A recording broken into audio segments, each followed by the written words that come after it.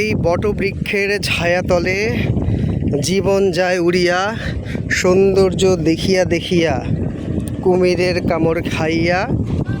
আমাদের বিখ্যাত নায়ক, পোল্টিবাজ নায়ক, ডিগবাজি নায়ক জায়েদ খানের শুটিং করা স্পট, যেখানে জায়েদ খান বিবৃতি দিয়েছিলেন তিনি জীবনের বাজি রেখে এই শুটিং করেছে।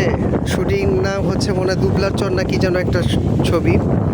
তো এই যে দর্শক, এই হচ্ছে সেই বিখ্যাত জায়গা যেখানে সে শুটিং করেছে এবং সে কুমিরে আক্রান্ত হয়েছে বলে, মানে কুমির আছে যেই নদী, সেই নদীর কথা বলেছে। কিন্তু জায়েদ খানের কথা কিন্তু মিথ্যা না।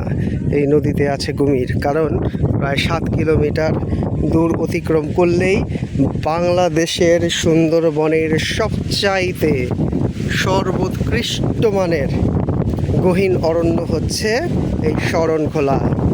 ওই যে দূরে গাছগাছালি দেখা যায়, ওখানে একটা খাল আছে, খাল পার হইলেই সুন্দরবন। ওরে বাপ রে বাপ!